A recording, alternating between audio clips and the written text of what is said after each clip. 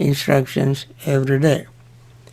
So those who are familiar with the instructions have to be patient and continue their practice as I give instructions.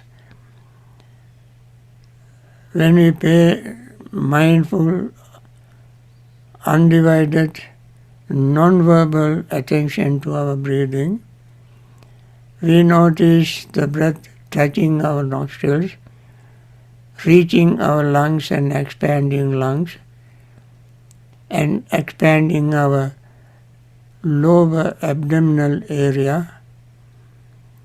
And when we breathe out, abdomen contracts, chest contracts, and breath leaves our nostrils.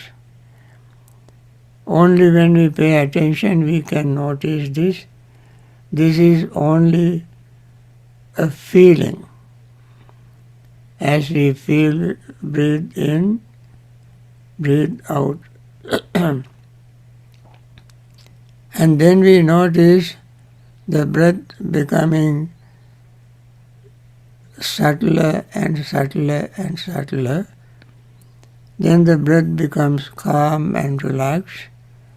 The body becomes calm and relaxed. Mind becomes calm and relaxed. In this relaxed state of mind, greed, clinging, craving that agitate, excite our mind will stop.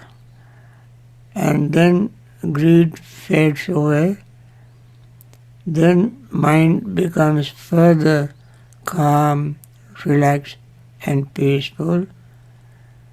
In that state we experience, in the relaxed state of mind, we experience or feel metta feeling, friendly feeling, loving feeling, without clinging, craving, just very soothing, calming, universal friendliness we experience. With that, our rigidity, uptightness, resentment or anger fades away. When that is gone, mind becomes even further calm and relaxed. Then in that state, sleepiness and drowsiness can arise. That is very natural. It is not your fault, but that is a very nature of our mind. When mind is calm and relaxed, we feel sleepy. Since we are practicing mindfulness meditation, we must take the advantage of this calm, relaxed, peaceful state to stay alert and awake and mindful of rising and falling of the breath, feelings and so forth.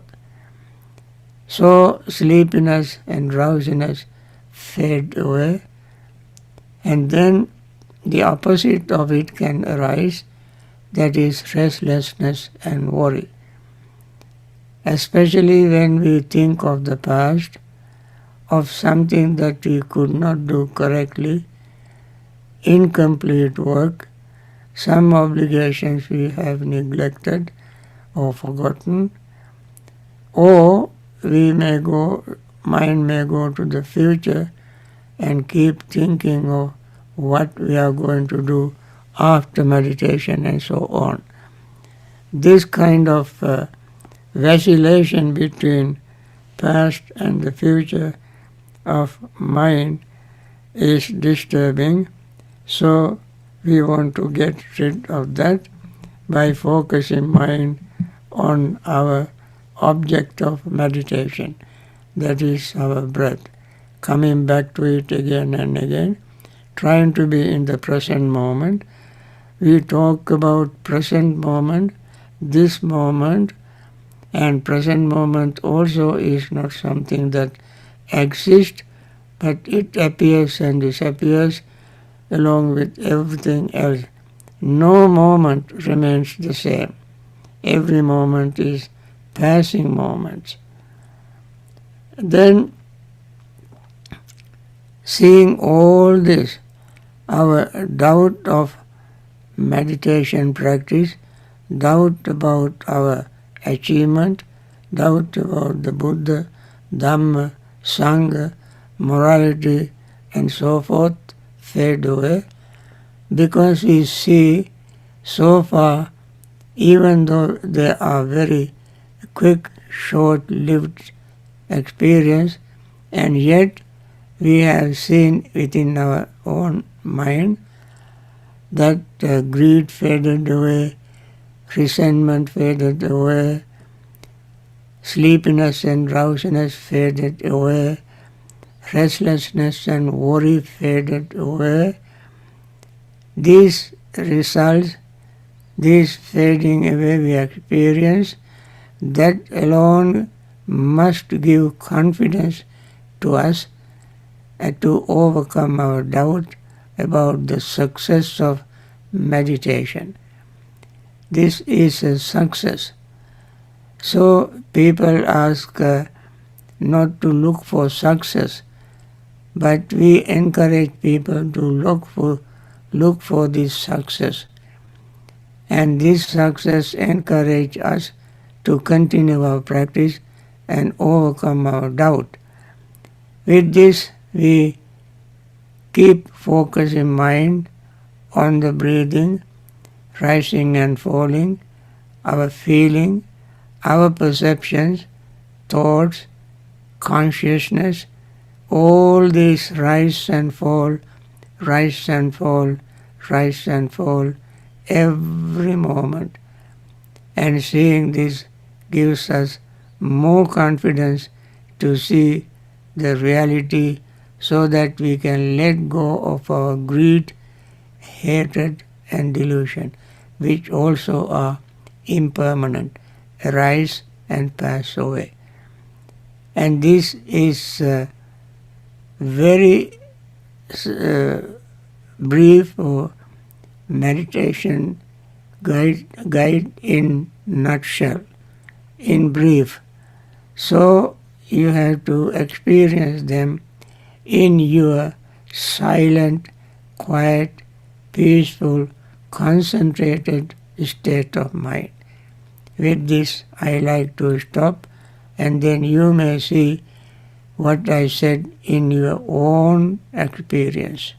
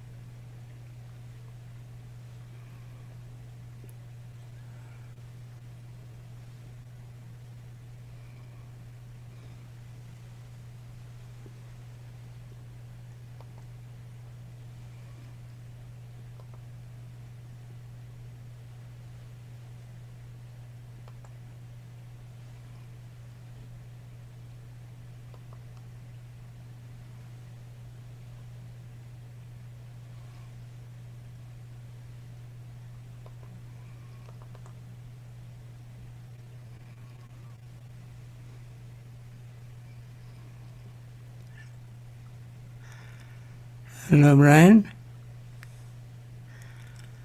Yes, Bhante. Can you hear me? Yes. Okay, can you see the screen? Yeah, do you I can share that, Bhante. You have the bell. Okay. Okay. Very good.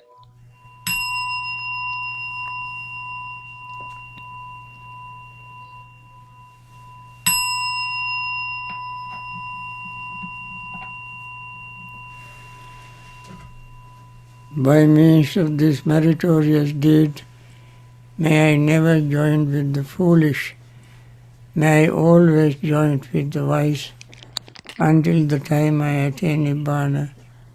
May the suffering be free from suffering, may the fear-struck be free from fear, may the grieving be free from grief, so too may all beings be. From the highest realm of existence to the lowest, may all beings arisen in these realms, with forms and without form, with perception and without perception, be released from all suffering and attain to perfect peace. Excellent, excellent, excellent. Now with this wish, I like to answer your questions if there is any. Brian will read the questions for me. Right. So, if any of you have any questions, please either, per usual, type them into the chat box, either to everyone or directly to me. Or alternatively, you can, at the bottom of your screen where it says reactions and there's a little smiley face, if you click that, there's an option there to raise hand, and then I can call on you and unmute you, and you can ask Bhanteji a question in person. So while you all are gathering your questions, I have one for you here, Bhante. Yes. How can we overcome the fetter of doubt? The way to overcome doubt is to see the first of all, we have to have trust, confidence in the Buddha and his teaching and the community of Sangha that follows his teaching and benefited from his teaching. This seeing this is one way of overcoming doubt. Second way is your own experience, benefit that you gain. Don't think that you don't gain any benefit from your meditation. You certainly benefit, and as I mentioned in my short guided meditation instructions, when you see your mind is becoming more and more calm and relaxed, provided you have to, also I must mention, when you practice meditation, you don't keep thinking of various things. Anytime you think, you stimulate your mind, mind will wander here and there. Even wandering mind you can harness by focusing impermanence, rising and falling, rising and falling. Wandering mind is another example of rising and falling. And that you will see very clearly, and then you gain real experience of impermanence. And then you will see your greed fades away slowly and gradually. You are not always greedily thinking of something. It appears occasionally and it disappears. So you can see that in your personal experience. Then you will see your anger fades away as your metta develops. Then your sleepiness and drowsiness fade away when you arouse your energy and thinking that this is very rare opportunity, I have to urge myself to continue this practice for my own personal benefit. And then your restlessness and worry fade away when the mind is settling down, and when you don't think of the past, don't think of the future, and focus mind on the present moment, your restlessness and worry fades away. Seeing these results arouse your confidence, your trust, and doubt fades away. And we also must understand the Dhamma that the Buddha taught is personally experienced. It is to be personally experienced. And these are the things we experience.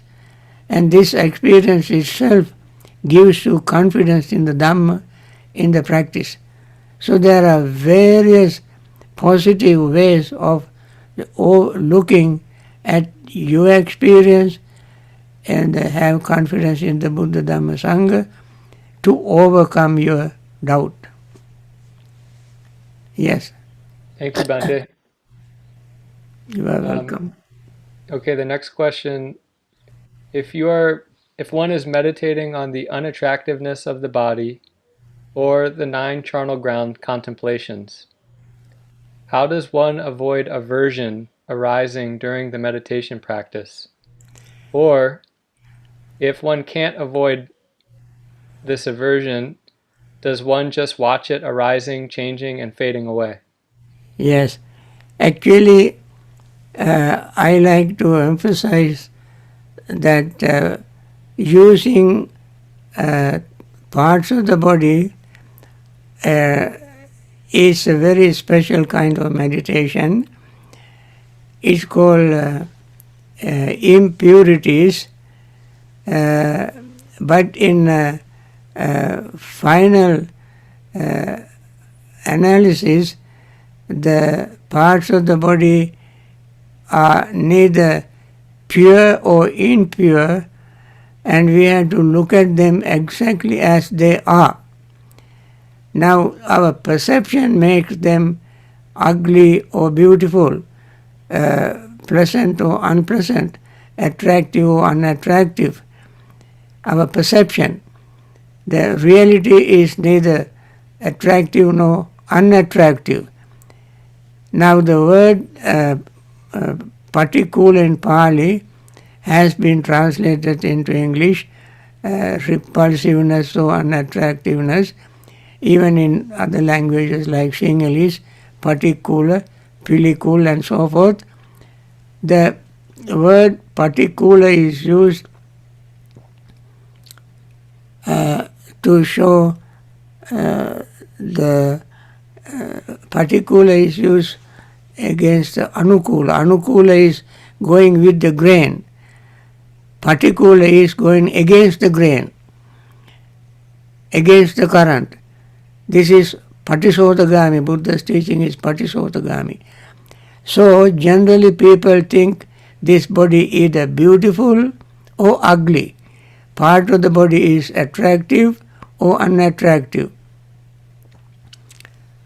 But Buddha wanted us to see impartially whether this part is, impartially to see the true nature of the part of the body. That is not ordinary way. That is going against the current. The current is to see the body beautiful or ugly. They go to one extreme or the other. Buddha did not want to go to any of these extremes. He wanted us to see the parts exactly as they are. I give you, I can give long talk on this, but to answer this question very briefly, because there may be other questions as well, I give you one simple example. We all know that. You have hair. You come from your hairdresser, clean, washed, shampooed, and very pleasant fragrance, and so forth. You come home, and start eating your soup. Then one of the beautiful, pleasant, attractive hair, when it's on the head, falls into a soup bowl. What do you do? You throw it away, throw the whole bowl of soup. Why is that? 1 second ago it was so beautiful, pleasant, attractive, and so on. Next second it became ugly, unpleasant, unattractive. How come? The hair, if you collect that of course may be unhealthy, that is another thing. If you don't collect dirt on your hair, then it is very naturally there, and it is neither beautiful nor ugly. It is as it is, impermanent, changing, beautiful, very soft, tender hair became thicker and thicker and thicker and grow, and then one day it become gray and all white afterward. Sometimes, and this white, even white hair will fall and you have bald head. This is the nature of hair. It has nothing to do with the beauty or ugliness. And Buddha wanted us to understand this very nature, very much like a scientist look at any ugly. You give a small piece of feces to a scientist to find out what is in it. He would put it under microscope and with clear eyesight focus on it, and he will see the components, the things in that particular piece of feces, whatever he wants to find out. Similarly, Buddha wanted to see this body exactly as it is. That is what we must do in particular manasikara, or using the parts of the body. The word unattractiveness, ugliness must be gotten rid of. Don't think of that way. Think of the nature of the body, part of the body. Thank you, Bhante. Okay. Any question? I think Jeremiah would like to ask you a question. Hello, Bhante. Thank you so much for this amazing opportunity. Yes. My question is about the verbalization and the lack of verbalization that we use in meditation. It's a twofold question. When I'm doing walking meditation, should I also let go of the verbalization and just focus on the feeling? And likewise, while I bring mindfulness into the day, should I repeat and verbalize, I am washing, or I am moving, or I am cleaning? Or should I just feel those experiences like you recommend that we do in meditation? Thank you. Yes, very true. In any situation, we must keep the mind focused on what is happening. What is happening is not a word. When you walk, not repeating the word, I am walking, I am lifting, moving, pressing, stopping, pressing. You keep like a mantra, and your mind gets more and more stimulated, distracted, and completely you conceal the truth, the thing that is happening. When you lift your foot, you must pay attention to the lifting. You feel the lifting, and you feel the resting. You feel the moving forward. You feel stopping. You feel bringing it down. You feel pressing the foot against the floor, and you feel next foot is lifting, and so forth. When you do that, you gain very, very calm, peaceful state of mind, which even lead to concentration. And therefore, in sitting also, don't use any word. I always strongly advise people not to use words. Some people say, oh no, at the beginning we have to say words. What you start with, that is what you will continue. If you start with verbalizing, you keep verbalizing, murmuring to yourself, repeating words and so forth and so on, again and again and again. You have to see the reality directly, without the middle agent, the mind and the object. Middle agent is the word.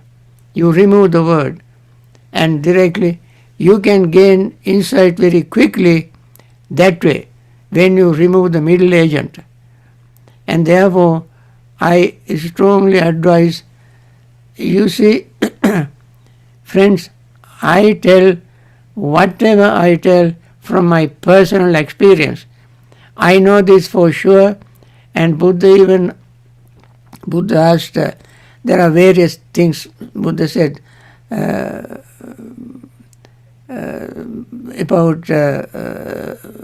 verbalizing.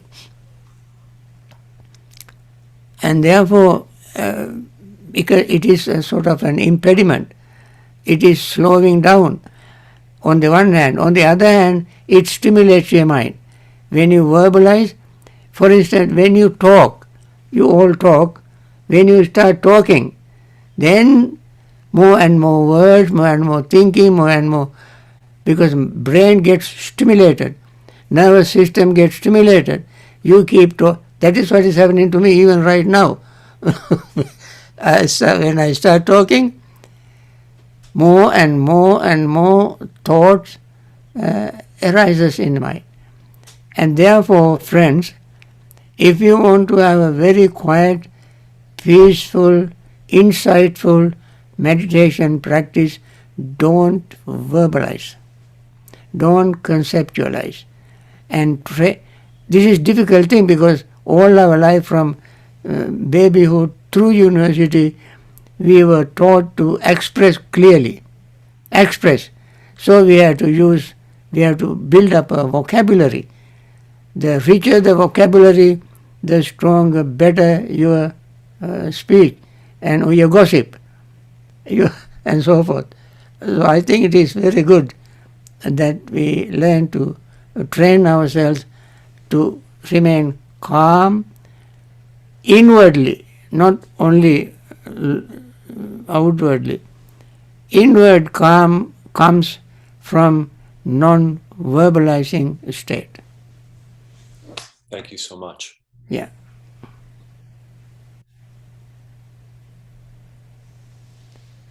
Okay, Bhante. The next question. How do we overcome resentment, anger, and ill will during meditation practice? That also is a good question. I would say my very favorite thing in overcoming anger, resentment, rigidity is to see how the things change, appearing and disappearing. When you have resentment, you look at your mind, and in that case you even think, why do I have this resentment? Why? When you ask this question, you will see, because somebody said something, did something, or planning to do something to you, your relatives, your friends and so forth, to hurt you, hurt your friends, hurt your relatives. So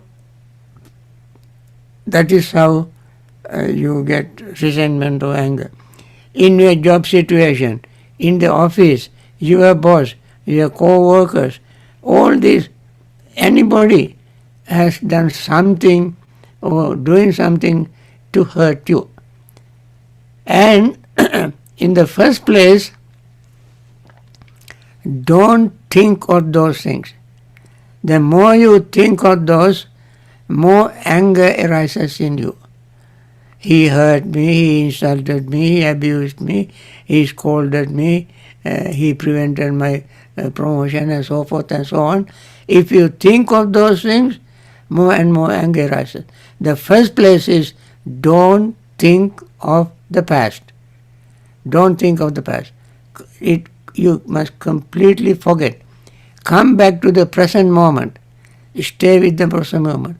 In the present moment, what you have? You have your breath, your rescue, your friend, and focus your mind on the breath and see how breath is rising, falling, rising, falling, rising, falling, rising, falling. Then your mind becomes calm, relaxed, and peaceful. Then naturally you feel very friendly to that situation. You have forgotten the past, forgotten the future, forgotten everything else. You are in the present moment, experiencing friendly feeling towards you, towards your practice. This is how you have to train yourself to overcome resentment that arises during meditation. Not only during meditation, any time when resentment arises. These are the steps you have to follow. It will not go away very quickly, like a magic, but we have to train our mind to let go of them. First of all, we must try not to think of the past. And this is the Buddha's advice. I don't want to repeat Pali because I want to save time. Otherwise, all these are mentioned in Pali language. And therefore, I simply give you the essence or summary of what Buddha has taught us to overcome resentment or anger. Okay? Thank you, Bhante. Another question. Just to clarify, so what you're saying is one important thing is to recognize in the moment that anger is just happening as a result of a thought of the past, Right, memory, right, which tells us immediately that we're not in the present moment. right. Okay. Thank you, Bhante. The next question is, I sit in half lotus and my leg falls asleep after about 15 minutes. I continue practicing the techniques and the sensations start to dissolve. However, fear and anxiety of pain and long-term damage to my body are still there. How can I overcome this? Also, once the leg is coming back to life, there is a lot of pain. Okay. Now, you said half lotus. Half lotus is not going to damage your nerves, not going to damage your muscles, not going to damage any part of your body. It can never happen. I'm also telling you from my experience. Even if you sit in full lotus, nothing will damage in your body. Of course, there will be pain. Your leg may go to sleep, and so forth. But those things you can overcome easily. When you sit, you just adjust your posture, make sure you are sitting in a correct way, maybe on a little cushion, and so forth. You may make some adjustments, and so you can, when you sit, you will not have your leg may not go to sleep. Even if your leg goes to sleep, when you get up from the sitting, then you have to slowly bring your foot down and wait until your numbness fades away and that feeling of strong sensation fades away and the leg returns to normal feeling. You have to wait. While doing so, You can meditate. How you meditate? This is impermanent. See, previously I had such and such an experience. Now it is slowly disappearing. Whatever appears, it must disappear. It will disappear. So you have no way to stop it. So when leg falls asleep, that is not its natural way. So it disappears in course of time. It might take couple of minutes, and you will notice, use that time to develop a mindfulness of impermanence. So you should be happy to train your mind to see the reality from your own personal experience. So I would not worry about that. But as soon as you finish your meditation, sitting meditation, when the leg is gone to sleep, don't get up quickly. You have to wait until the leg returns to normal feeling. Okay? But that time, keep your mind undisturbed, keep your mind in meditative state, and let things happen, and slowly, when it returns to normal, you will be very happy that even that difficult moment you used to as a part of your meditation. Thank you, Bhante. I have 10:57. Do you want another question, or do you want to close the session? Yeah, you can, if the question is short, I can give short answer within these 2 minutes. Very good. How can one do Vipassana meditation whilst in a jhana, or does one have to reflect on the experience after emerging from the jhana? Yeah, okay, some people think you have to emerge from the jhanic meditation. Nowhere in the Buddha's teaching can you find that. Buddha said, even yesterday I mentioned, when you are in the fourth jhana is the state where you have a deepest concentration with full awareness. I said, with mindfulness and equanimity are purified equanimity, purified mindfulness. In the purified mindfulness, you see the subtlest changes taking place in your form, feeling, perception, thought, and consciousness. If it is so, you don't have to get out of meditation to see them. Only when the knife is sharp, you can use it. Don't wait until it becomes blunt. Hammer while iron is hot. Similarly, when the concentration is sharp, clean, pure, with mindfulness, that is the time that mind should be naturally direct towards seeing kilesa, defilements. It is called asavekha jnana chittang abhininnameti. Buddha said such a mind should be focused on the destruction of defilement while you are in that state. Not out of that. Out of that state, you don't have that kind of concentration. Buddha said concentrated mind sees things exactly as they are. Therefore, concentrated mind should be used to overcome very subtle residues of defilements. I think this is enough for Dhamma talk, and let me end this talk. And very good questions, and keep thinking of more questions when I give my next talk. Next talk will be on equanimity, factor of enlightenment. So I was giving series of talks on 7 factors of enlightenment.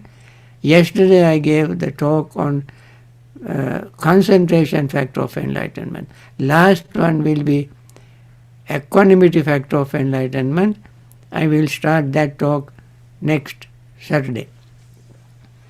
Friends, we have all joined together and meditated and gained very good, wholesome, clear, pure state of mind.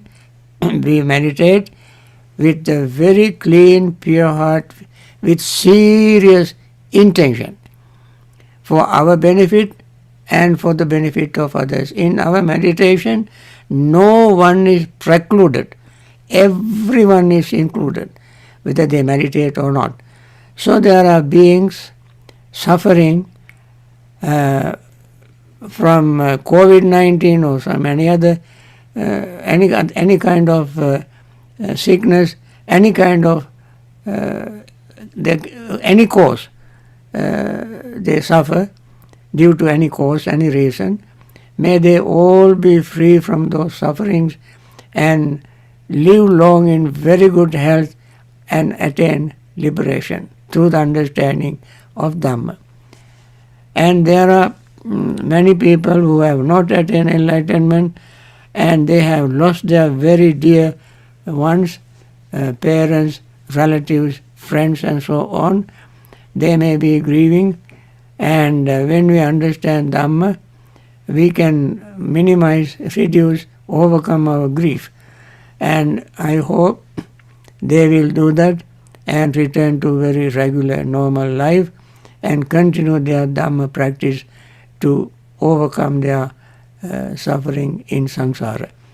There are many people, especially very compassionate doctors, nurses and hospital staffs, helping those suffering beings in hospitals, and those doctors, nurses and hospital staff, sometimes they sacrifice their life, sacrifice their comfort, sacrifice their health, sometimes because sometimes this contagious disease, they are very dangerous, and they I want to wish them to be free from such infections and continue their compassionate service for the benefit of all these people. And there are many people who have supported, contributed in many ways, ideas, finance and other physical work and so forth, in order to bring up this vaccine.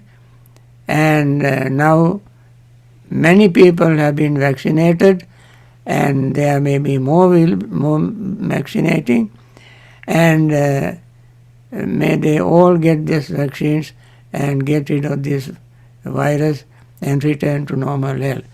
And with all this, I want to wish everybody peace, happiness and liberation from samsara. Thank you for encouraging. Please let more and more people come and meditate. At least let them come and meditate. So, thank you. Thank you, Thank you, Bhante. Bhante. Thank you, Brian. Thank you, Bhante. Seruan Saranai, Bhante. Thank you, Thank Bhante. you, Bhante. Happy Thank you sadhu. very much, Bhante. Bhante. Sadhu, sadhu, sadhu. Seruan Saranai. Thank you, Brian. Sadhu, sadhu. Sadhu, sadhu, sadhu, Bhante. Thank you. Thank you, Bhante. Thank you, Okay. everyone. Okay. Thank you, everyone. Sukadeva Thank you, Bhante. Bhante. Sadhu, Bye. Bhante. Beautiful smile. Thank you.